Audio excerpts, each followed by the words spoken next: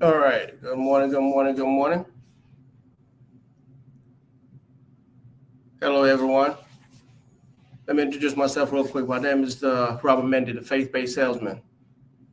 Welcome to the Holy Grail Sales Podcast. This is where we teach you how to sell like the greatest salesman of all time. So we have the show going on several days. We do that on Tuesdays and Thursdays. So twice a week, we're committed to come in here and bring in some great value for you guys. So everyone that's in sales, that's looking to improve, that might be already great, but trying to get to the next level. Or if you're just a beginner, getting into this craft and trying to get better. We're here for you.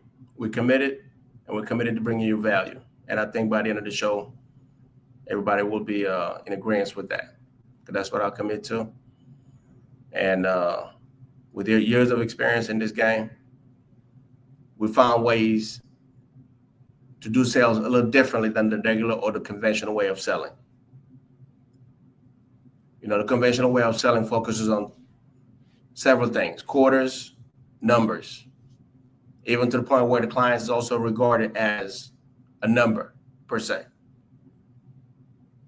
But with the Holy Grail sales, we do it differently. We teach you highly successful sales professionals. That's what we teach. We teach you to actually serve first. Serve with intention, faith. Then we combine the powerful sales techniques with spiritual insights. In other words, we bring God into the picture, which is the way it was supposed to be done in the first place. Service, that's where we start. That's the number one. You cannot serve your client and not get paid at the same time. So there's no reason for you to worry about commission and forego the client's best interest in mind. Remember, once the clients feel like you got their best interest in mind, you got yourself a lifetime customer and you got a sale. So there's no need to panic. There's no need to have written in front of your face, please buy it from me. Just focus on the client, focus on serving them first, and I promise you, everything will take care of itself. All right, so today's show is going to be about the power of intentional listening, hearing beyond words. I'm going to say it again. The power of intentional listening, hearing beyond words. That's deep listening, guys.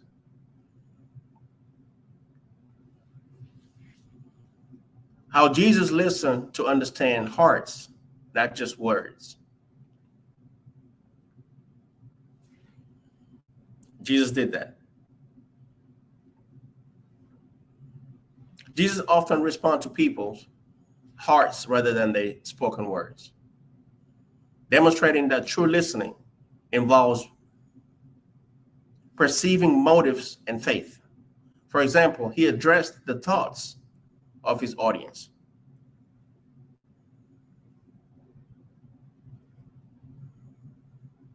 Deep listening involves hearing what your client is saying, but also hearing what they're not saying. Oh, that's deep, right? That says something, but we're going to break it down here in a minute. I say hearing what your client is saying, but also hearing what they're not saying.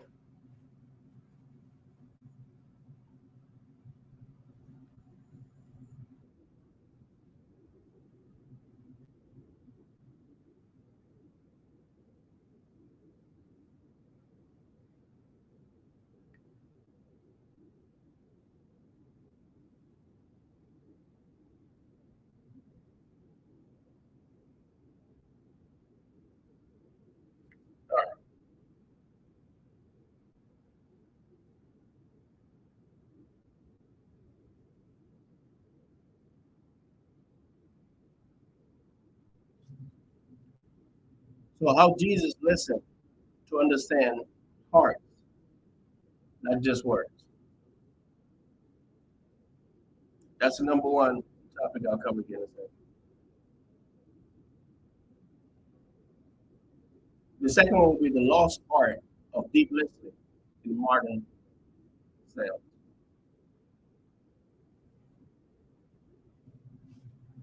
And then to round up the opening, why most salespeople fail at true listening.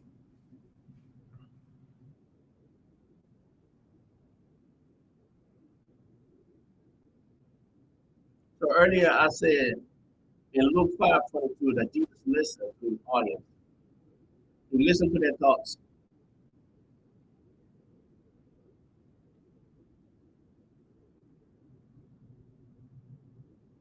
When you're faced with a client that's asking questions, or that you even asking them questions starting out, whether you welcome them when they walk in the door,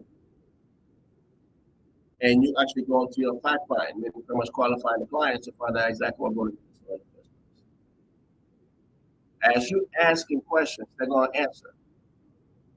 And as they give you those answers, you got to be listening.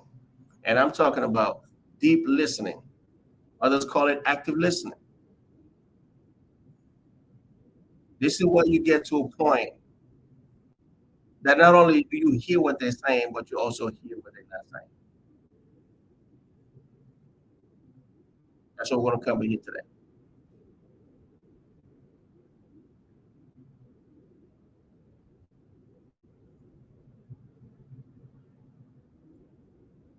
Well, Jesus spoke to the people that came from all over the place. The ones that were trying to grab onto him. Before they even said anything, he already heard exactly what they wanted to say. He heard their thoughts. That's because he listened. So as you're talking to your clients,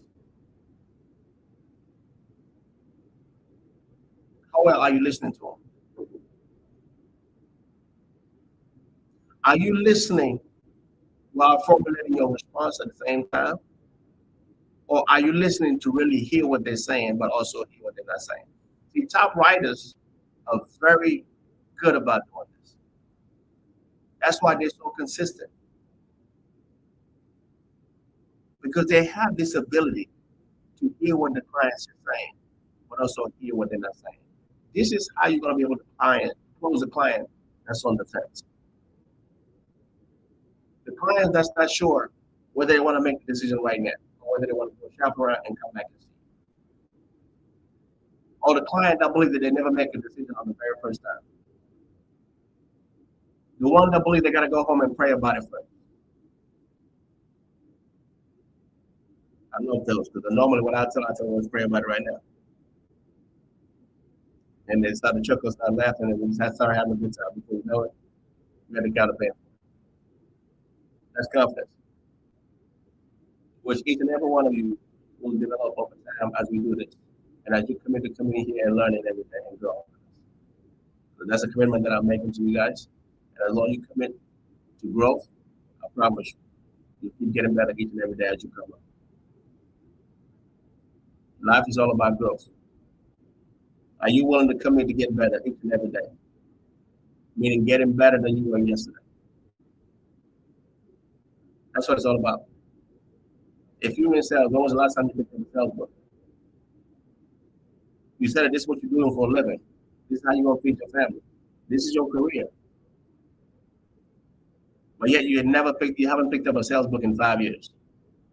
Some of us 10 years.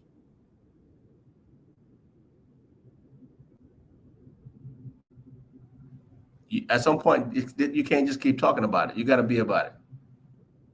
Right? So let's commit to growth. Let's commit to learning. Let's go. The lost art of deep listening in modern sales. Because most of the time, all we're doing is we're asking the questions, but we're not even committing to get the answers. Because while the answers coming or while the clients is talking to us, we are so busy trying to formulate a response. This is the same thing, by the way, when we're dealing with an irate customer or an angry customer walking through the store and very frustrated and trying to express their frustration. Yes, I understand the client might be on 20. In fact, they might even be using profanity. They might be using words that's not necessarily welcome. But understand that the client is not mad at you, they're mad at the situation. So your focus shouldn't be on trying to just match their energy and meet them at 20. Now, your focus should be trying to find out, okay, what is it that they're upset about? What got them so upset to the point that they cannot utter a word without actually using profanity? What got them so upset? Was it us?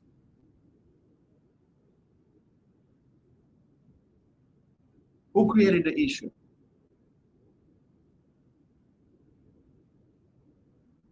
Seek first to understand, then to be understood. Dr. Stephen Covey. Well, all he's doing is modeling the Jesus way. Because that's what Jesus did. Remember when he came, he used humility and humbled himself down by doing what? Washing his apostles' feet. And when they didn't want him to do that, what was his response to them? He told them, I came not to be served, but to serve. So if Jesus can do that, so can we. Seek first to understand, then to be understood.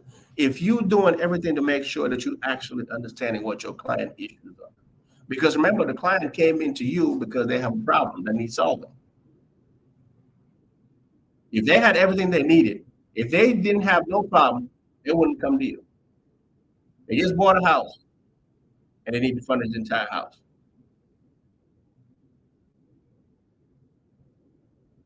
Their car broke down and they need a new car.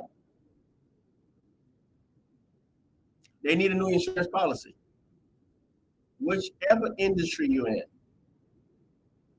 your client came to you because of a problem. And you are the solution solver. You're supposed to solve their problem by providing a solution, by providing them value, so they can walk out of your location with the product that they came with. That's why Zig Ziglar said what? In life, if you just help enough people get what they want, you will in turn get what you want.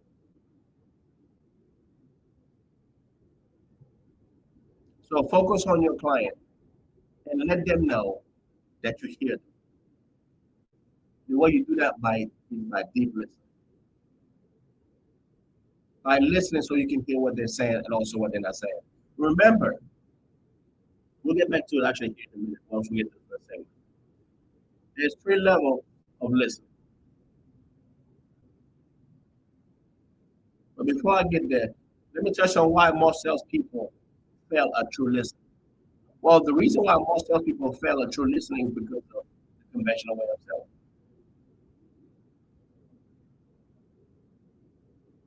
They're no longer teaching sales, like I said, the right way. It's all about numbers, quarters.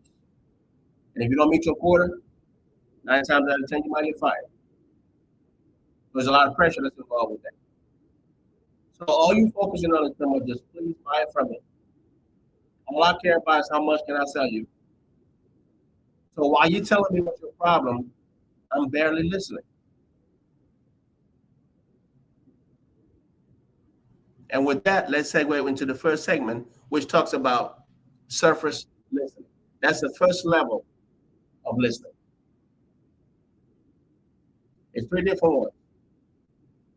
Surface listening, emotional listening, spiritual listening. Let's break that down. Surface listening, that's what I was just alluding to a few minutes ago. Surface listening is when you barely listen.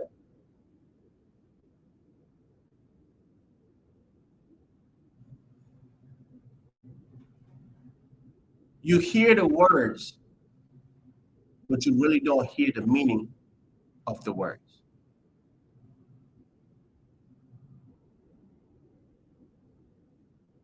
So as your client is talking to you, you're hearing them, but you're really not hearing them because you're not really grasping the meaning of what they're saying. How are you supposed to truly help your client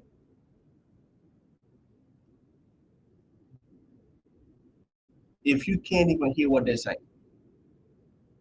By the way, they might not say anything to you, but I promise you, they're thinking about it. That's how you lose your clients. So if you want to be a top writer, if you want to excel in this profession, if you want to be one of the best of the best, you truly have to commit to deep listening. Surface listening is not going to get you where you're trying to go. Because by the time they're done talking, you barely heard what they said. And now you're asking them questions again over and over throughout the process. And all you're doing is irritating them and letting them know that you wasn't listening from the get-go.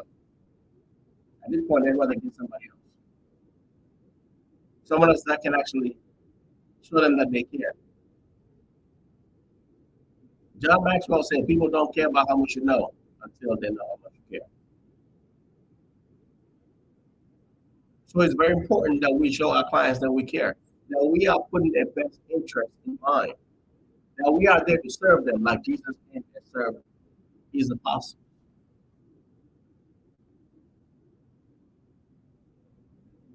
Use humility. Bring yourself down and make sure that you are always at the same level with your client. So that means throughout your qualifying process, you do everything you can to make sure that you understand what you're dealing with. Remember, you got to know who you're talking to, and that's how you also know what it means in the first place. Rapport is everything, right? So you build rapport by making sure that you actually put these things into perspective.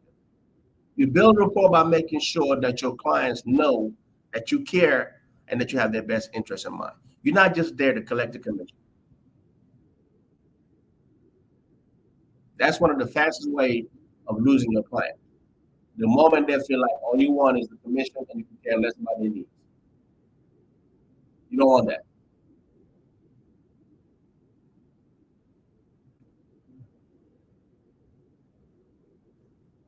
You absolutely do not want that. So surface listening, that's the very first level of listening. Amateurs do that. Beginners, people that don't know better. But if you're a seasoned veteran, if you've been in sales for a certain amount of time, or as a matter of fact, if you're just now starting and you're hearing these words that I'm saying to you, make sure you take it to heart and start practicing this. We're going to go over this whole thing to show you how you can actually start practicing it and keep getting better, right? But deep listening and going past that surface listening will get you to the nitty-gritty. The second form, remember I said it was three different levels. You got surface listening, which is pretty much just hearing words only, but not really hearing their meaning. Then we got emotional listening. Emotional listening. This is understanding feelings and motivation.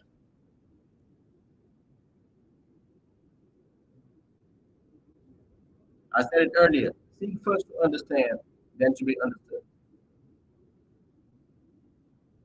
Emotional listening.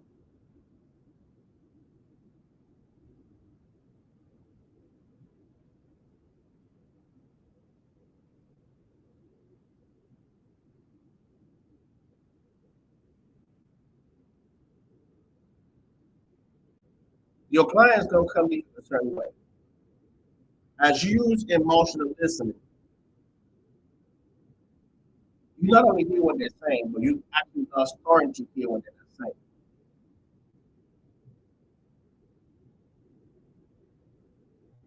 You understand their feelings. At this point, you start to empathize with your customer.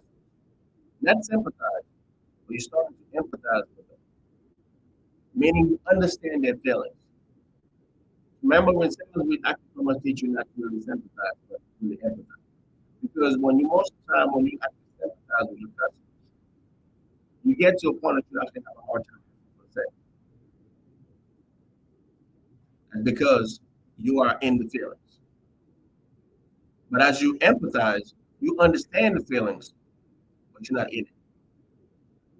And that's what's going to allow you to be able to actually ask for the sales when it comes down to it. So it's very important. Empathy versus sympathy. We'll probably cover that on another topic, on another show. But just for this show today, when I'm talking about emotional listening, this is what we're talking about understanding the customer's feelings. Meaning we're hearing them, we understand their feelings that they're actually going through, and we empathize with them. Let them know that we understand. Right? You acknowledge it, then you move on. This is how you're helping them. They came in with a certain state of mind. Your goal is to make sure that by the time they walk out of your building, that they're walking out with a better state of mind. They came in frowning, but they're going to walk out smiling.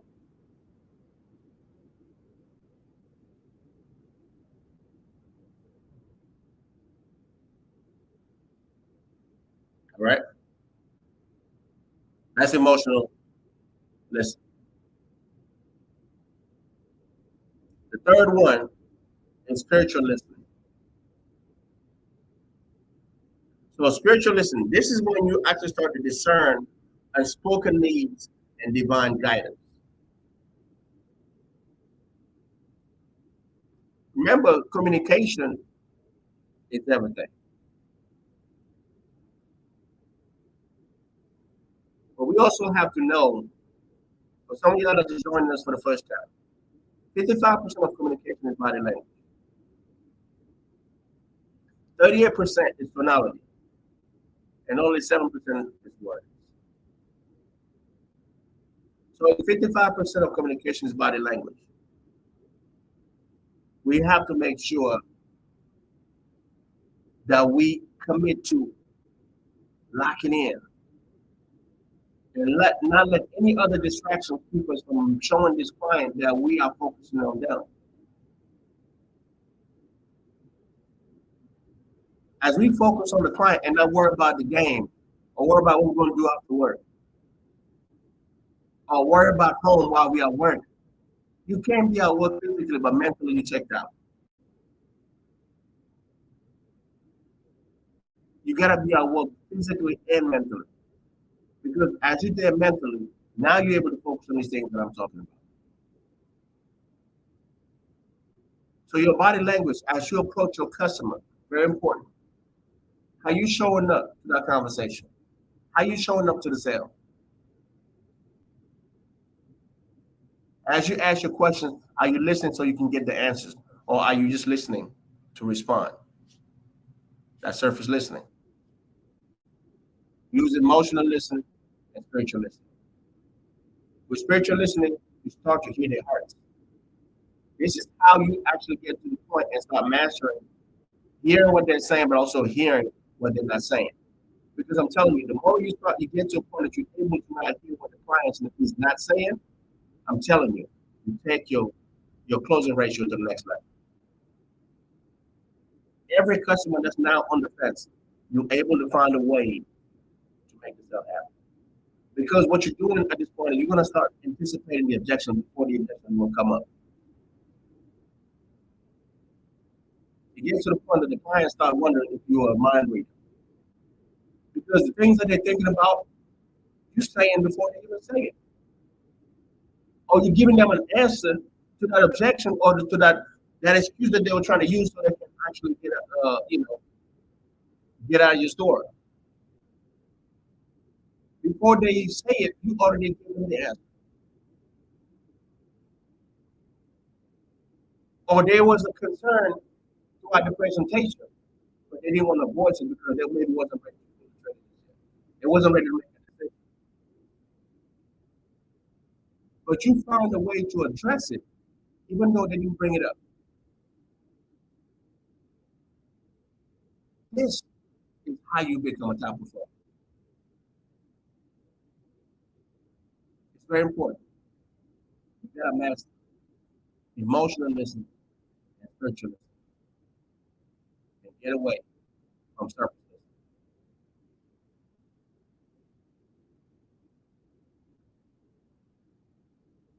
I'm going to give you guys some biblical examples for each level.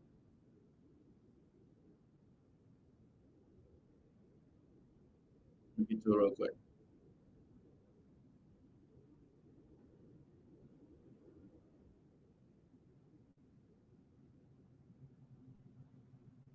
Surface listening. Let's start with that first.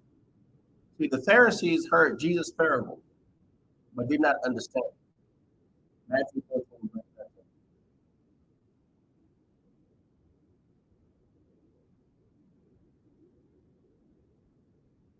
Biblical example for emotional listening.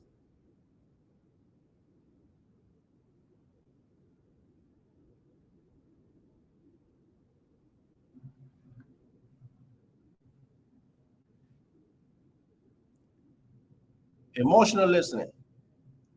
Jesus felt the woman's faith when she touched his cloak and responded with compassion. Everybody say that Jesus was so good about listening to us and listening and hearing our hearts before we even utter the words.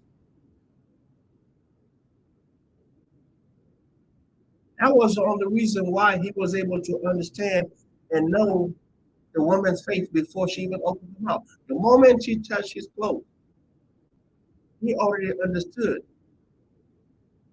and he responded he responded with compassion.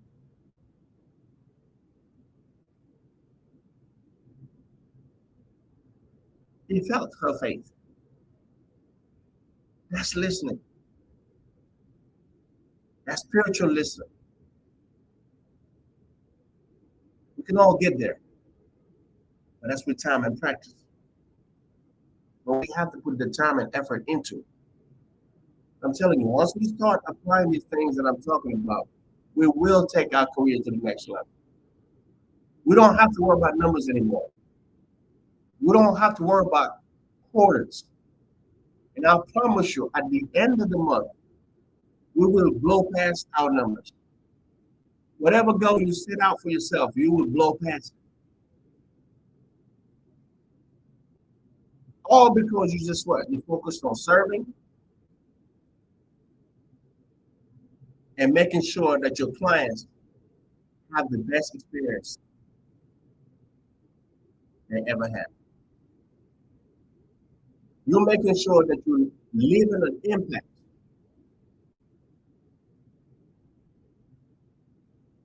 What are you doing to make sure that you are impacting your client? What experience are you committing to giving them? This is how we get to the next level, people. When you focus on service, impact, and experience with your clients, I promise you, you have no choice but to become successful.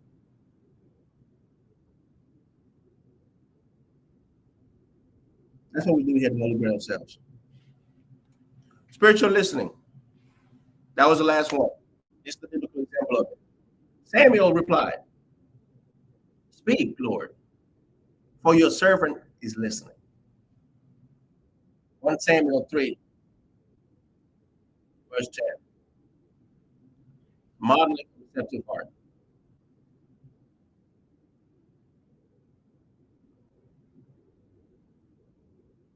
Let's get down to the second segment.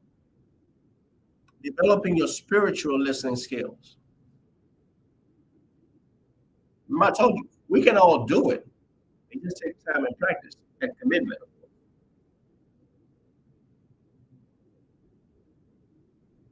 Quieting your internal dialogue. Bring that down for a second. Quieting your internal dialogue. You say, "Well, Robert, how do I quiet my internal dialogue?" This is pretty much the conversation that's happening inside of each and every one of us. See, when you take the word listen and you scramble it, you get silence. You gotta find a way to quiet your mind. The conversation that's happening on the inside. You have to be able to actually develop that ability to be able to practice spiritual listening. Spiritual listening begins with stillness. That's what I was talking about a few minutes ago. You gotta be We must stop talking and listen into the depth because the truth is found in between silence. The truth is found between silent words. You can't really hear if you keep talking. See, with else people, I understand that we love to talk. We love to express ourselves. But after you make a point, you got to use the power of pauses. You got to be silent for a minute. And you can also get responses. So you can hear what your client is saying.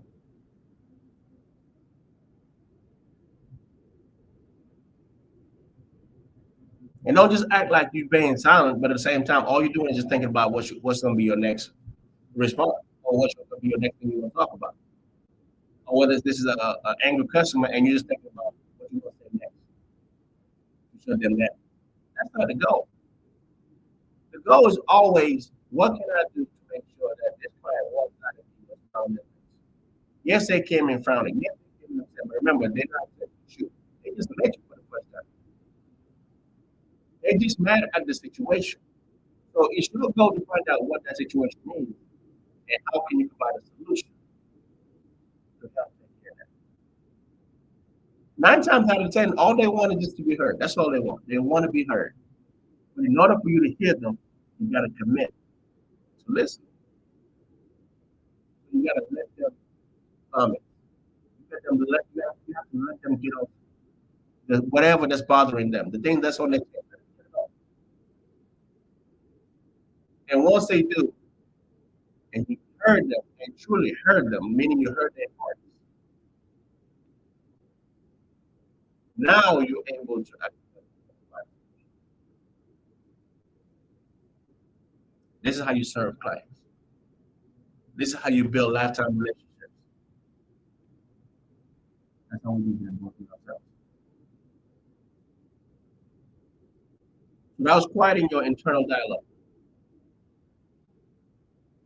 Number 2, asking Holy Spirit inspired questions. After praying for guidance, ask clarifying questions that demonstrate humility. Being quick to listen and slow to speak reflects Christ-like humility. That's what Christ did. So being quick to listen and slow to speak reflects Christ-like humility. Ask open-ended questions that invite stories. Trust the Holy Spirit to lead the conversation and reveal deeper needs.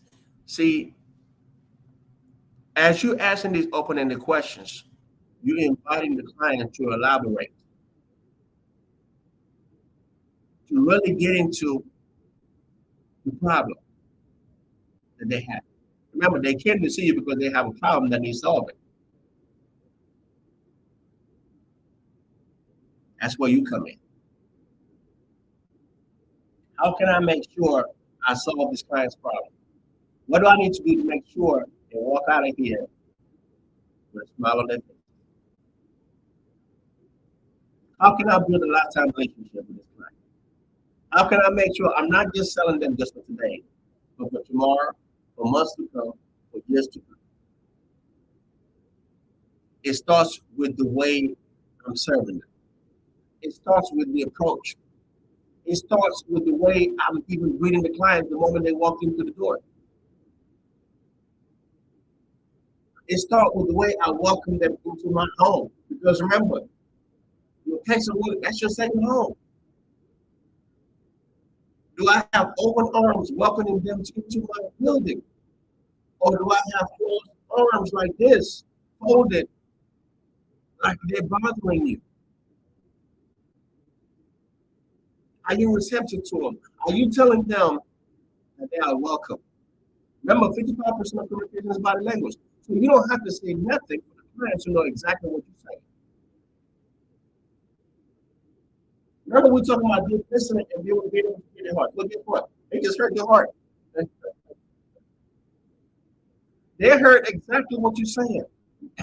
The same way that you actually able to do what they're not saying, guess what? They can also do what you're not saying. It's a two-way street. So what are you communicating to your clients without even knowing?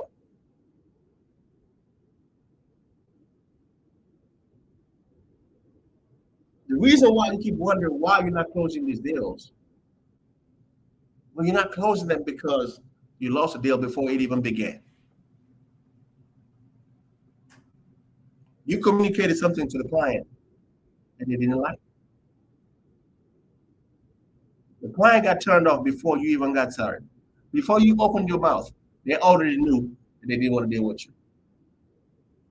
Because you showed them that you didn't want to deal with them. So why would they want to spend time with you?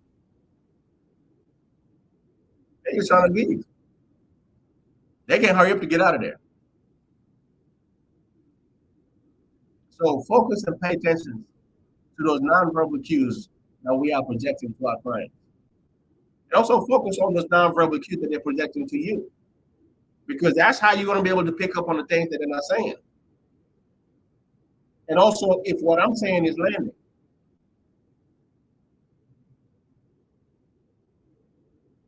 Are they really hearing me?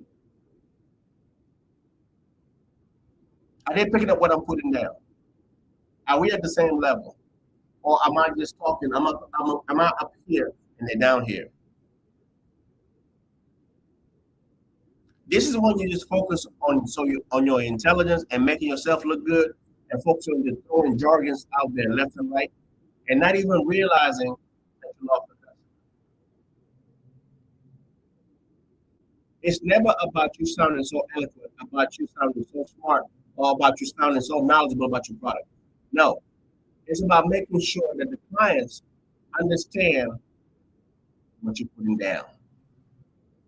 It's about making sure that your clients know and able to pick up what you're putting down. That's why you have to what? Pay attention to those nonverbal cues because you're going to be able to pick up if the clients know or if they actually understand what you're saying. And if they don't, then you got to bring it down to their level. So if you want to use a jargon, remember, the clients, they're not from this industry. So they have no idea what you're supposed to be saying. So if you're going to use jargon, make sure you bring it back down to the level so they can understand what you're saying. It's serving salesmanship. That's what we do at the Holy Grail Sales. Completely different from conventional way of selling. We worry about our commission later. We don't worry about our commission first. We've already seen it. That if we just focus on making sure we're taken care of, we're going to be taken care of.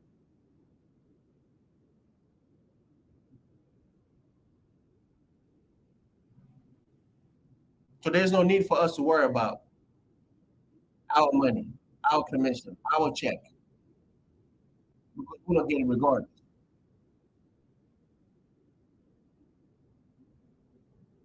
That's why Zig Ziglar said it.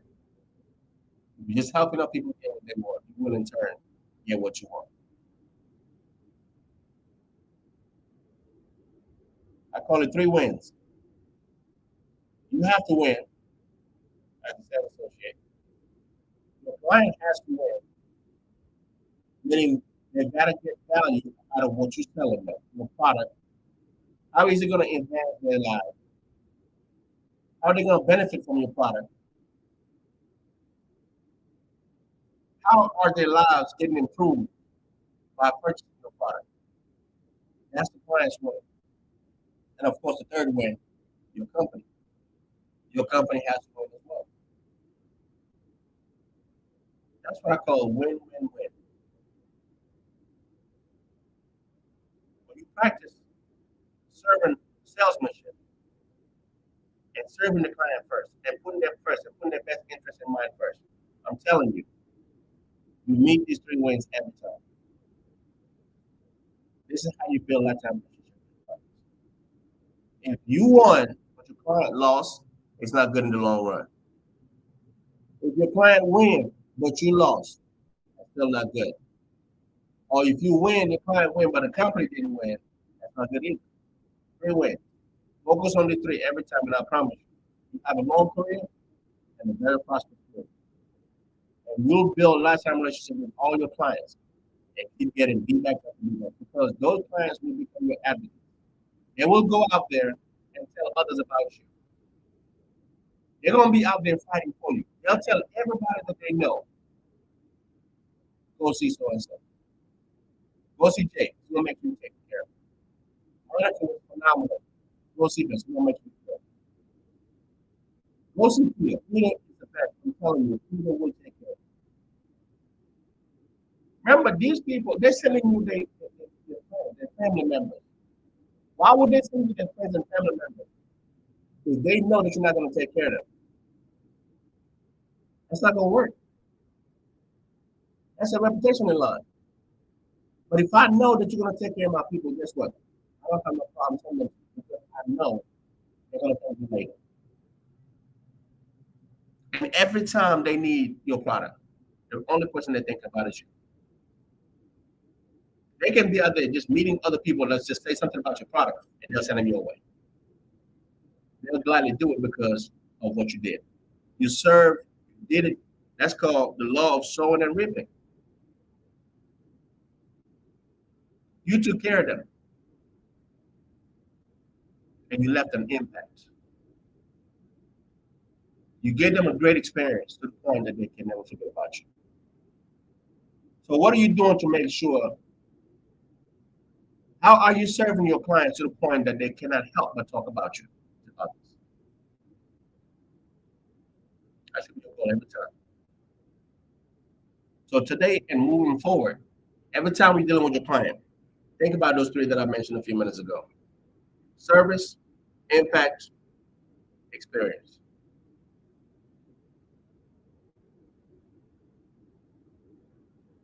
How are you making sure that you're meeting those three every time they come to see you?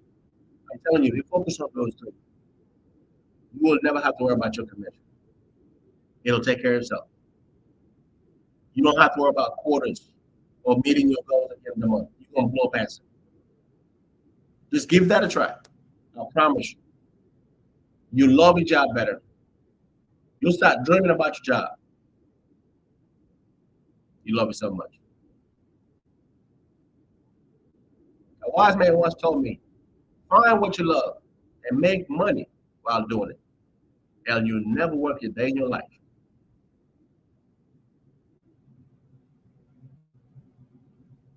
This is what loving your job gets to you. This is what serving will allow you to do.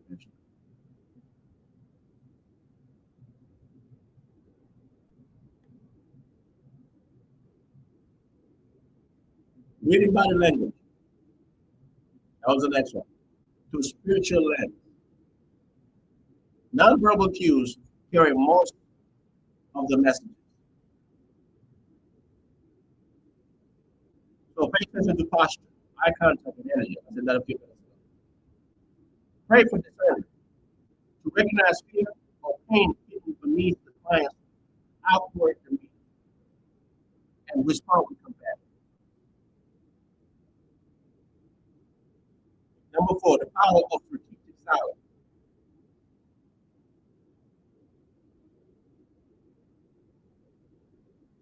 So this is all part of developing your spiritual listening.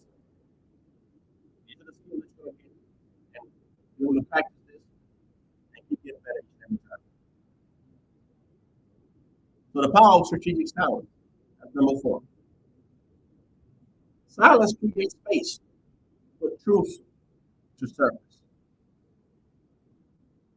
That's why when you say some things, Once you're done making your point, you gotta be quiet.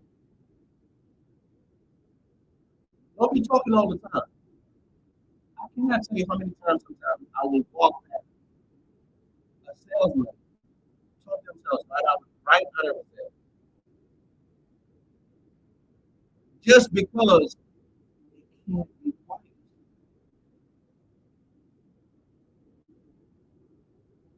Make your point. I want you to be quiet. Be silent and listen.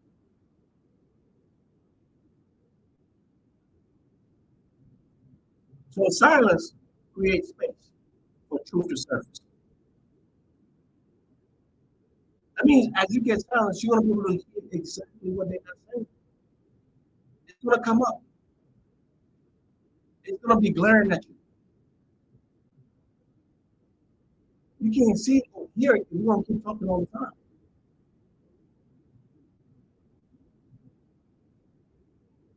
In one story, a father listened silently to his daughter's complaints, and his listening healed her. I'm gonna say that one more time. In one story, a father listened silently to his daughter's complaints, and his listening healed her.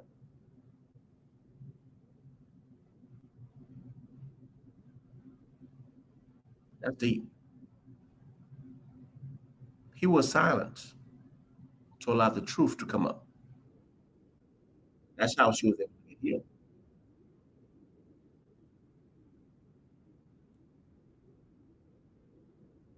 This is the third segment.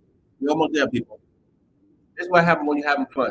This is good stuff. That's so we can do this all day.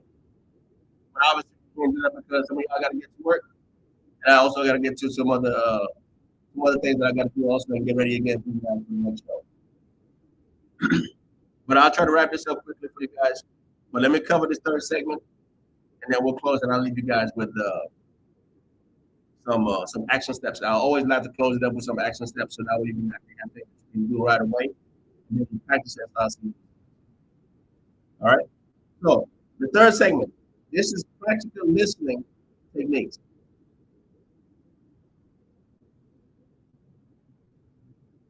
So practical listening techniques. So with this one, we're gonna actually use the listen model. So if you're actually in a position where you can write it down, definitely, I would definitely suggest that you actually get a pen and paper.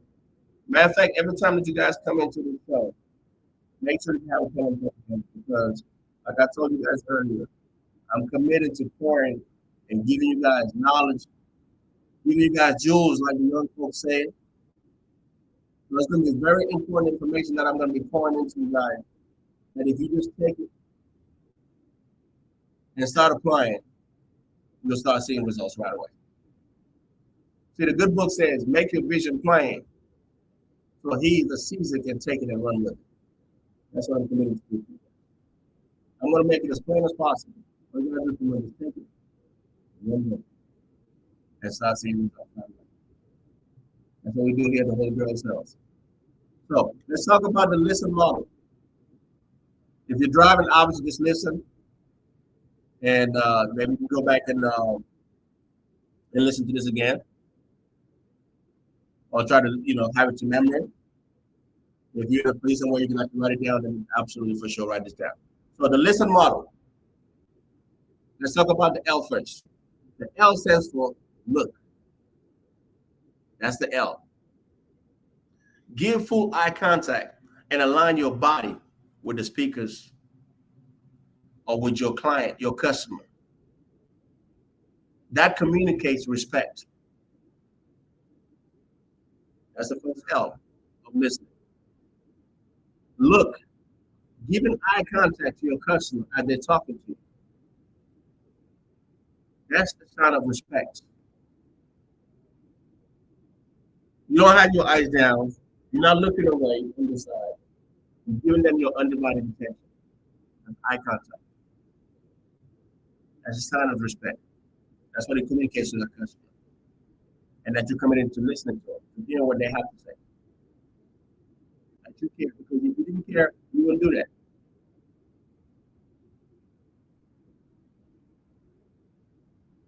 You got the I in listen, which stands for inquire.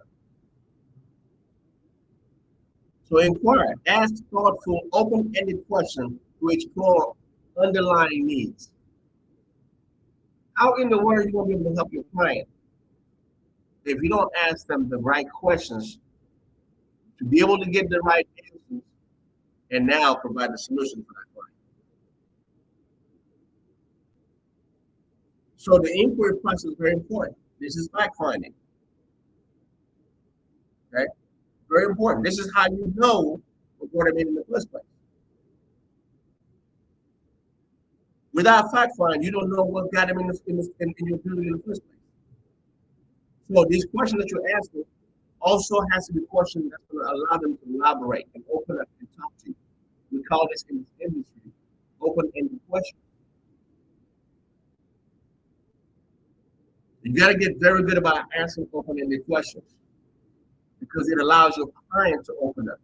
It allows your client to actually expand and be able to actually explore and start talking about themselves and talk about what brought them in the first place.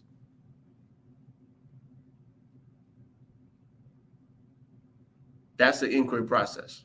That's the I in listen. The S, summarize. Reflect back what you heard. This ensures understanding and validates feelings. This is one of the best ways of showing your client that you've been listening to them the entire time. After you ask your open-ended questions and they give you the answers, you now summarize what you've heard. This is when you go back now and tell them, okay, if I heard you correctly, Mr. Jones or Miss Smith, you said that this. I heard you say that this. I said you said this. You said that. You're summarizing everything that they told you. That tells them that you've been listening to them the entire time because you just not only heard what they said, but you repeated back to them verbatim. That's listening. So always summarize what your client said to you during the fact find. After you ask them the questions and they give you the answer, always go back and summarize it for them. That shows them that you've been listening. Repeat back everything that they told you. If you can't do that, that means you're practicing surface listening. Remember I told you guys, that's not what you want to do. You want to focus emotionally and spiritual listening. Active listening, that's what you want, not surface listening. If you can't, what your client just said after they said what they said, or however long they was, that means you weren't really listening. You was doing surface listening instead of doing emotional listening and spiritual listening. You're not practicing what Stephen Covey says, seek first to understand, then to be understood. If you seek to understand, that means what? It's not about you. It's about the person that's in front of you. That's how you show them that you've been listening to them. Giving them your undivided attention. So that was the S in listen, summarize. The T stands for test. Check if your summary is accurate. Invite correction to avoid assumptions. So after you saw what they just said, after you repeated back to them what they just said, what they've been telling you this entire time, you tested it, right? So test to see if your summary is accurate because, yeah, you might have thought that this is what they said. Remember, hearing their heart, hearing what they're saying, but also what they're not saying. You might have thought that this is what you heard, right? Come to find out that it really wasn't it. They said something different. It had different meaning to it. And it's going to happen here and there. That's okay. But that's it so you can actually what? That's the accuracy of what you thought you heard. And if it's not, that's okay. You just correct it. That way you're not assuming. See, most of the time when you assume stuff, 9 out of 10, you're wrong. So stay away from assumptions. when it comes to that. And just get, that's okay if you don't have it right the first time. That's okay. They'll tell you again because you got most of it correct. Because if you tell them that this is what I think you said, and that's not it, they're glad to tell you what they really mean. Because you've already shown them that you've been listening and you heard most everything they said. All right?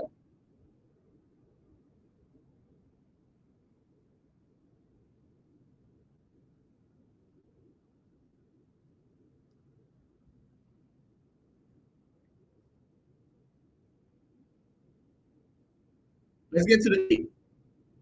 So we talked about look, inquire, summarize. Now we're doing about test, and now we get into the E. The E stands for empathize. Acknowledge feelings and express appropriate personal reaction to build trust. Well, I said it earlier, but I was talking about the difference between empathy and sympathy. When you're empathizing with your client, you're showing them that you understand the feelings. You're showing them that you understand what they're going through. You understand their feelings. You're not in the feelings, but you understand it. So you acknowledge their feelings and express appropriate personal reaction to build trust. So acknowledge it. Show them that you understand it. And then use that to be able to build trust into your next, where you're going to segue the conversation to go to.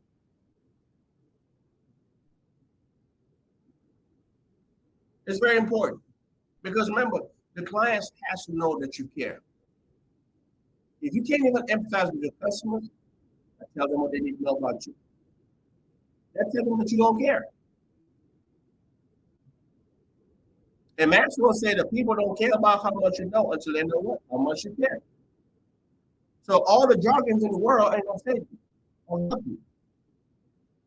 The moment they realize that you can care less about what they're saying, about their feelings, about what brought them in there in the first place, and all you're gonna focus on is trying to sell them what you want to sell them instead of what they came in for or what they need, you lost that client.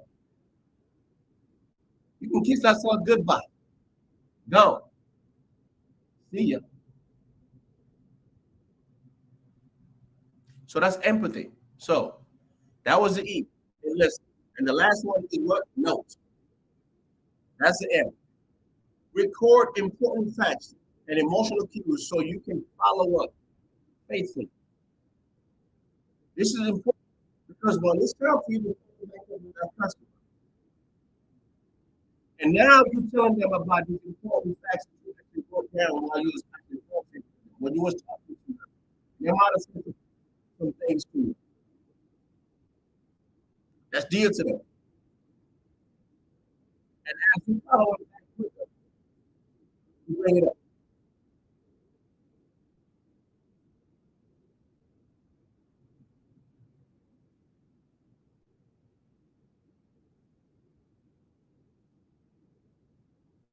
Very important.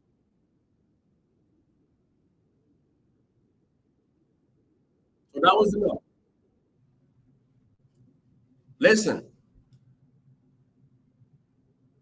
L stands for look. Keep eye contact as you're discussing, as you're talking to your clients, to show them that you actually respect and that you care about what they're saying. Now, the I stands for inquire.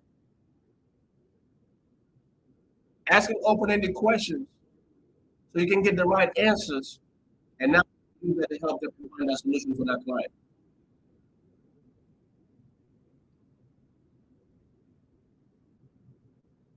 S, summarize. This is when you repeat back to them what you've heard, what they just told you, what they came in for, what their problem were, what they're going through, what they need. And now you repeat it back to them. You summarize it by repeating it back to them. To let them know that you've been listening and that you've heard them. And now you're going to be able to provide the solution for them Because now that you got everything that you need, you know your company, you know your product. So now you're able to provide a solution. You got the T, which we said as a test. This is when you go back now and you test your summary to make sure that what you're saying, also what you just repeated back to them, was accurate. And if it's not, that's okay. Just correct it instead of assuming. Always avoid assumptions. If you don't understand, or if you don't know, or if you didn't hear that properly, ask them again. I'm sorry, I didn't hear what you said. What was that again? Would you mind repeating that one more time for me? A client will always respect you, and whether you asking them to repeat themselves, if you didn't hear them the first time, instead of assuming or winging it or acting like you did, but you really didn't. And you pick up on that. You lose a sale quickly. So always test to make sure that what you're summarizing is correct and that is accurate. Because if it's not, they'll say you. And they're glad to tell you because they know that you got most of it correct. Okay? So that was a summary. Then you got the test, which is from a testing it. Now you got the E, which is what? Empathize. This is when you show care. This is when you pretty much acknowledge their feelings.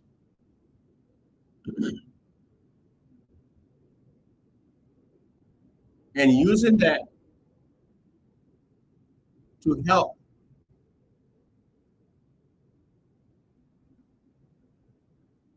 all you got to do is acknowledge it. They're not there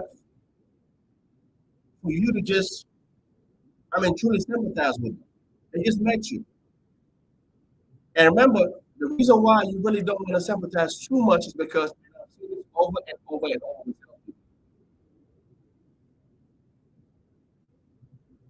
Some people just can't help themselves. And they truly sympathize with the client to the point that now they're actually so close that now you have a hard time or you even feel bad asking for the sale. Because you sympathize too much to the point that you are this close now. And because you are so close, you even feel bad about asking for the sale. And that's why you use empathy instead of sympathy. So that was the E, and listen. And of course, the N, which is the notes. This is where you pretty much jot down most of the important things that they're saying. Some of the emotional facts that they actually pretty much said earlier. So in the follow-up process, you're able to bring it back up faithfully.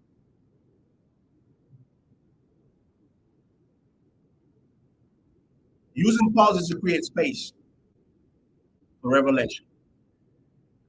Pauses allow the Holy Spirit to work in both you and the client, showing that you value reflection and are not in a rush. Pauses are very important. It creates a space for both of you guys, yourself and the client. It creates space and allows for reflection. And at the same time, we just, like I said a few minutes ago, it shows them that you're not just trying to rush from the sale. You're not just trying to hurry up with them so you can get back to the next person.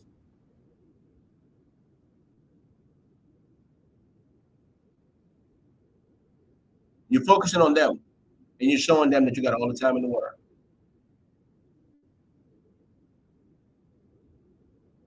Mirroring and matching with authenticity.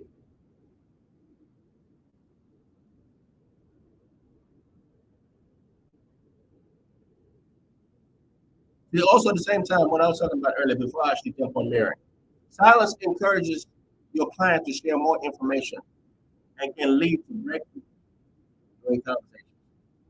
So remember, I tell you, if you're going to keep talking, you're not encouraging your client to speak. And you need them to speak because you got to know what brought them in there in the first place. And you also want them to actually speak because you want them to actually voice everything that they're thinking about.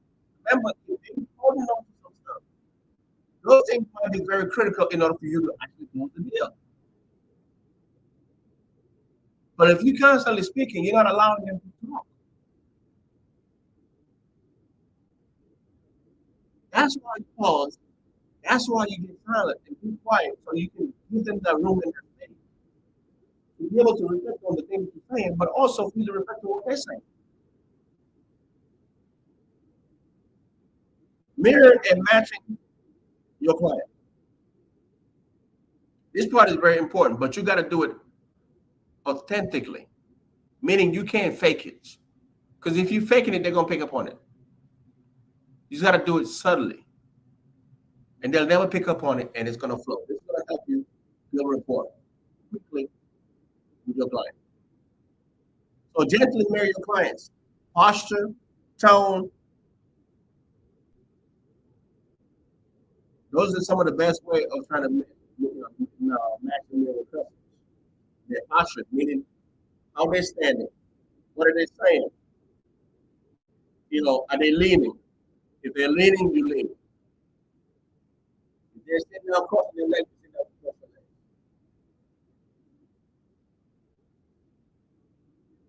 That's their posture, right? And of course, they tone. What they're saying. How does it sound? You try to sound the same way. That's matching and mirroring, but you do it very subtly where they can't pick up on it.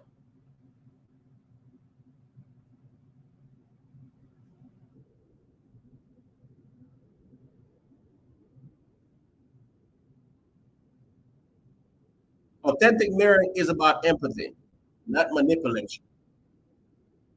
It helps the other person feel seen and understood. That's why I think you got to do it subtly, right? Be tactful. Don't be fake about it. Do it because it's part of this is part of the craft. This is also part of showing your client that this is what you do. That you actually, and don't let this be a client that in this industry as well. They can pick up on what you're doing. They're actually going to respect you even more. They know that you know what you're doing. You know your craft. It's part of building rapport. So they're not going to be pissed or angry at you because you're all of a sudden starting to match and mirror what they're doing. Remember, it's going to be very subtly. They're not going to pick up on it 9 times out of 10. And what is going to allow you to build that rapport and build it back. So if you've never done this, or if you've never heard about this before, you heard it today. And make sure that you use it every day moving forward. And I promise you, listen, you become a different person. You start selling like there's no tomorrow. All right? Taking notes that capture both facts and feeling. Write down key details, quotes, and emotional cues. Review these notes later to better serve your client. Remember, still got to follow back up with them, right? That's what I said earlier about the notes. Remember that list. Now you're able to use those notes to be able to actually not go back and out the context. And now this customer truly know that you're listening. Now you're saying things that they're saying, you didn't even think to think about.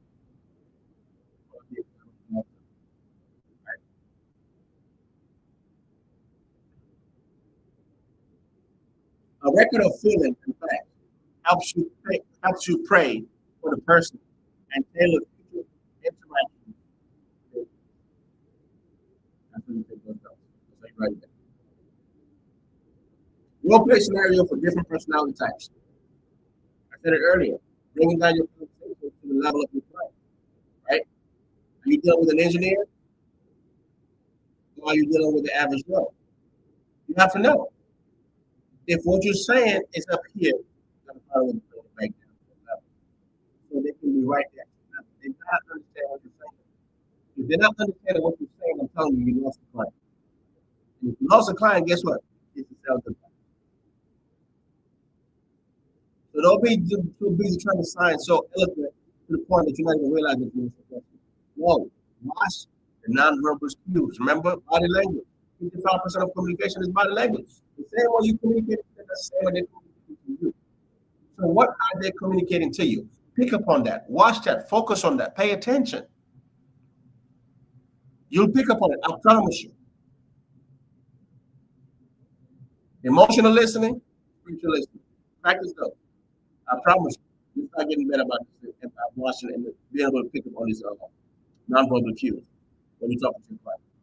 You'll know everything that the clients are saying without even saying a word. I promise you. Just like some of them also know exactly what's going through your mind without you even saying anything.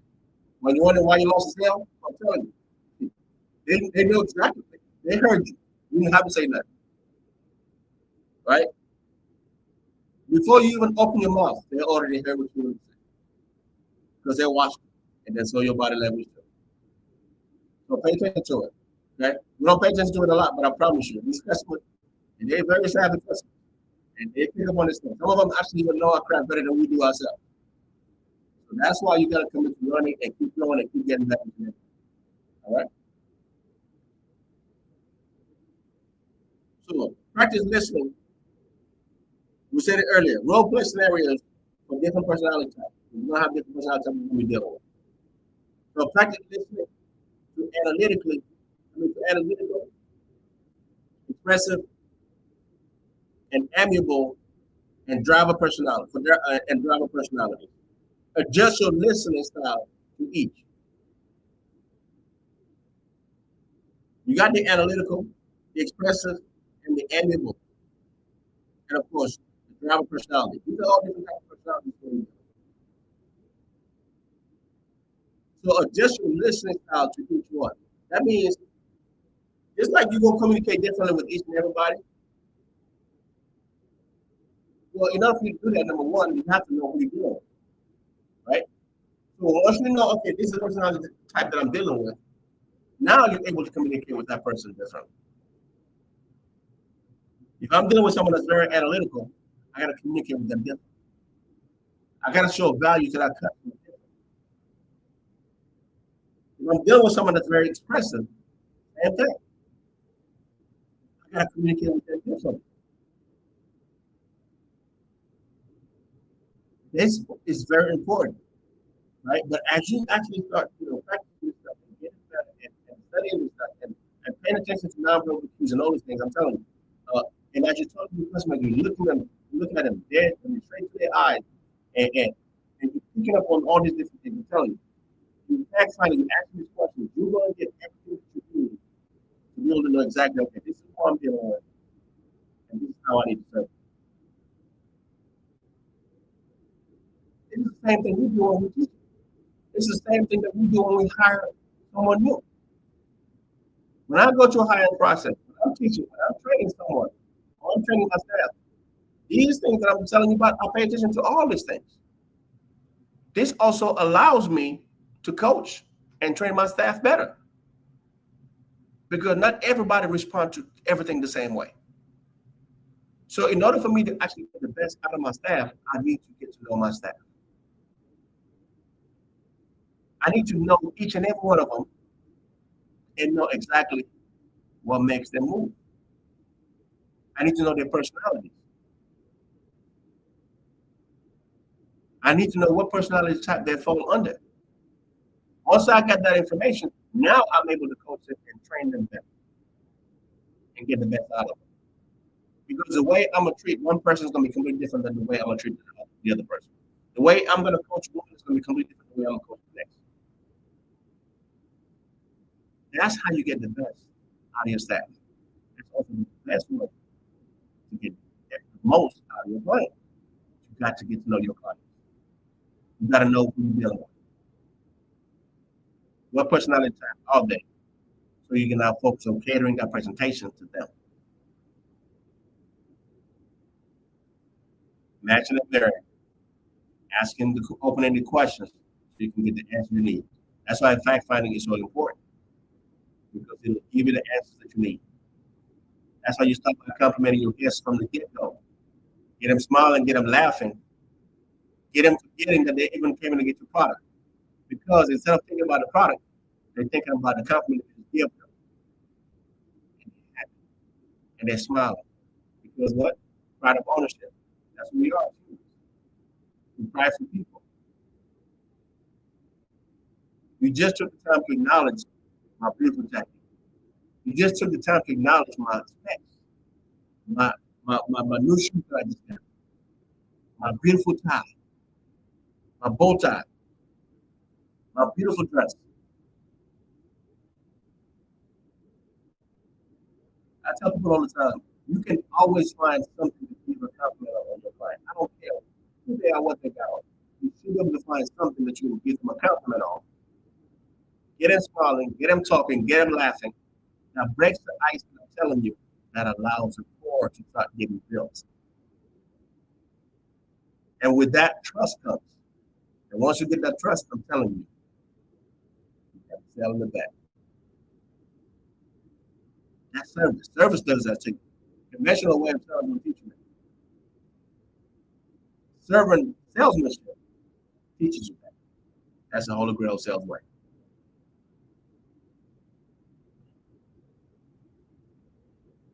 In your devotionals, meditate on scripture and sit in silence. Write down any insights you receive. This is very important. If you never do this, if you haven't done this in your life, that's okay. It's not too late. It's never too late. But you got to get started. And the best time to start is now. So start meditating. Start committing a little bit of time for devotional time and meditating into scripture, right? Sit in silence. If you don't know any type of scripture just yet, okay, that's fine. Maybe look up your favorite one or something like that. Or just sit in silence, right? And as you do it every day, you start to answer to it. I promise. Okay?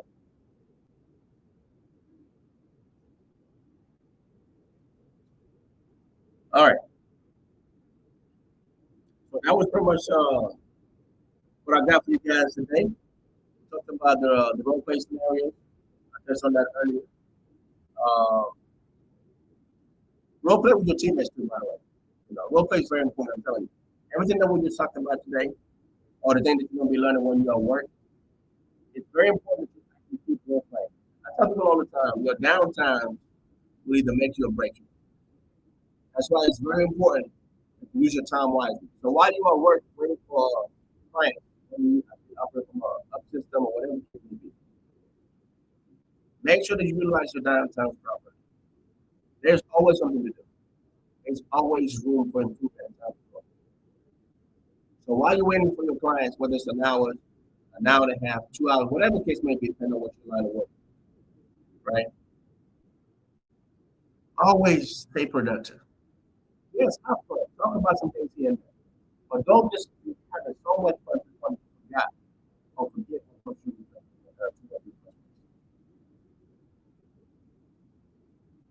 You can't be at work for 8 hours and be busy having fun for six and only work for two. That doesn't work. Now you wonder why is it that you're not making sales? Because you're not locked in, you're not focused. If you're gonna be there for eight, at least commit to 6 hours of work and maybe 2 hours of fun. And then the more you do this, then you start to get to 7 hours of work, 1 hour of fun. This is how you become productive. This is how you start making things happen.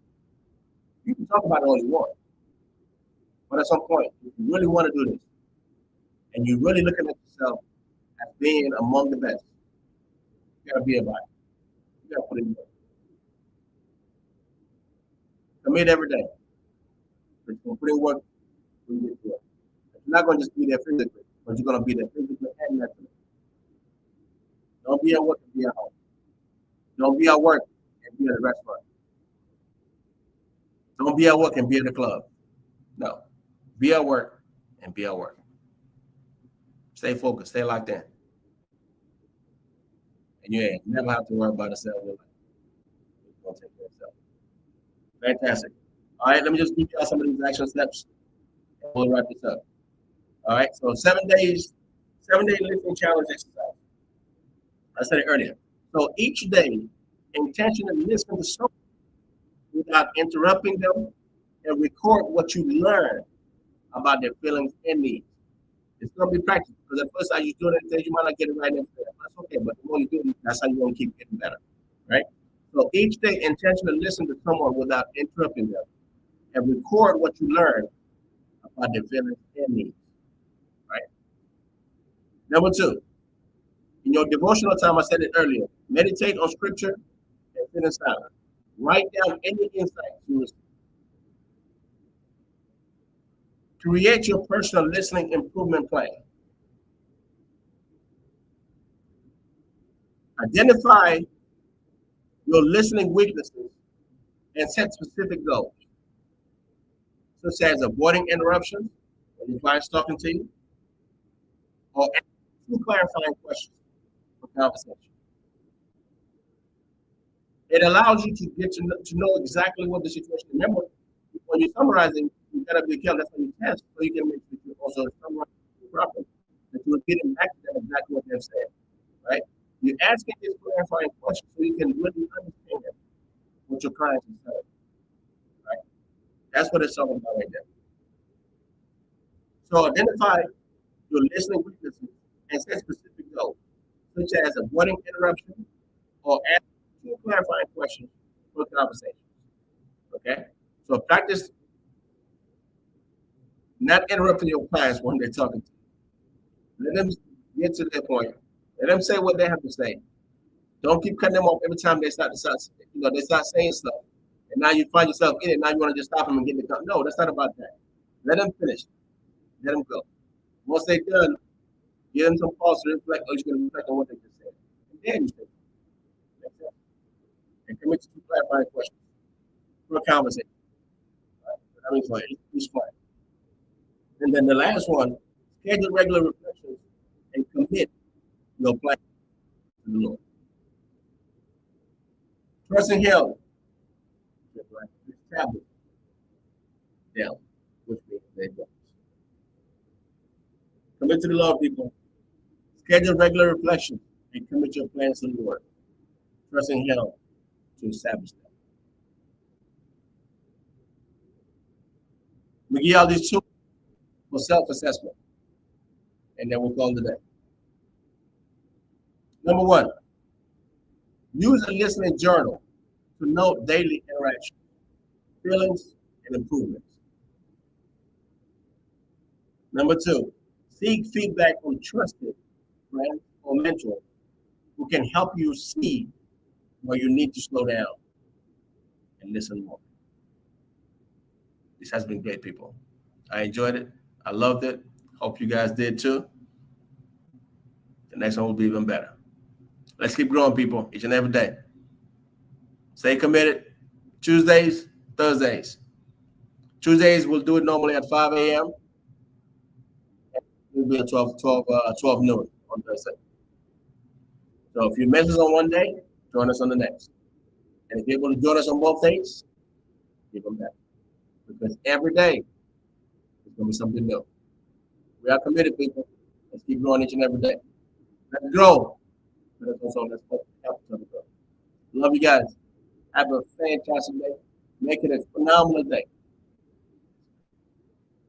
Till next time. Love you guys.